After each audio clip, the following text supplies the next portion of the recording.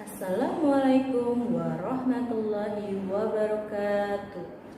Apa kabarnya anak-anak? Alhamdulillah, luar biasa. Allahu Akbar. Yes, yes, oke. Nah, sebelum kita memulai pelajaran, alangkah baiknya kita membaca basmalah. Bismillahirrahmanirrahim. Nah, sekarang kita akan bahas tentang IPS, yaitu penyebab keberagaman suku bangsa dan bahasa di Indonesia. Nah, penyebab keberagaman yang ada di Indonesia. Pertama, siapa yang tahu? Ya, benar. Yang pertama, faktor sejarah. Yang kedua, faktor geografi. Yang ketiga, faktor iklim. Dan yang terakhir apa, Nak? Ya, benar, faktor letak. Yang pertama itu faktor sejarah. Dalam sejarah dinyatakan bahwa nenek moyang bangsa Indonesia berasal dari daerah Yunani Selatan atau Indochina. Sejalan dengan berkembangnya zaman, kemudian datanglah bangsa-bangsa asing ke Indonesia. Bangsa asing yang datang berbaur dengan penduduk asli. Bangsa asing yang datang yaitu India, Arab, Belanda, dan Tiongkok. Mereka membentuk budaya baru hasil pembauran yang kemudian menjadi ciri budaya dari masing-masing daerah. Nah, yang kedua kita akan bahas mengenai faktor geografi. Indonesia merupakan negara yang sangat luas yang terdiri dari kepulauan. Setiap pulau dibatasi oleh lautan. Di samping itu, Indonesia merupakan negara dengan banyak pegunungan. Pembatasan laut menyebabkan munculnya hambatan dalam melakukan hubungan di antara pulau-pulau. Masing-masing pulau kemudian berkembang sesuai dengan alam yang ada di sekitar daerahnya. Nah, yang ketiga kita akan bahas mengenai faktor iklim. Iklim di Indonesia berupa iklim tropis yang panas. Iklim yang ada di suatu daerah dapat berbeda dengan daerah lain. Hal ini dinamakan iklim setempat. Daerah beriklim panas dengan banyak sinar matahari dan curah hujan yang tinggi akan menjadi daerah yang subur. Daerah seperti ini pada umumnya mata pencariannya sebagai petani.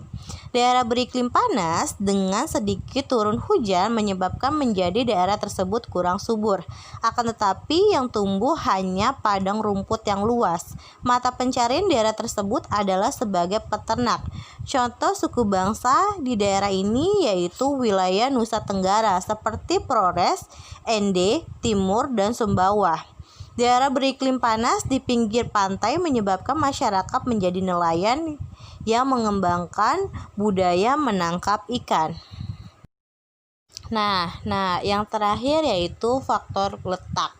Indonesia terletak pada wilayah strategis dalam persimpangan lalu lintas dunia atau jalur pelayaran dunia. Letak Indonesia secara geografis adalah antara dua benua, yaitu benua Asia dan benua Australia, serta antara dua samudra, yaitu Samudra Pasifik dan Samudra Hindia. Bahasa merupakan alat komunikasi kita sehari-hari, seperti yang telah kamu pelajari sebelumnya. Indonesia kaya akan suku bangsa. Setiap suku bangsa memiliki bahasa sendiri, sehingga Indonesia pun kaya akan beragam bahasa daerah. Namun, perbedaan tersebut disatukan dengan menggunakan bahasa nasional, yaitu bahasa Indonesia.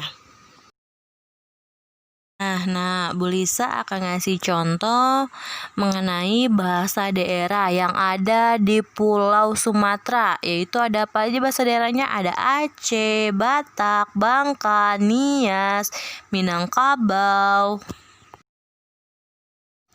Di Pulau Jawa bahasa daerahnya ada Baduy, Betawi, Cirebon, Madura, Sunda, dan lain sebagainya.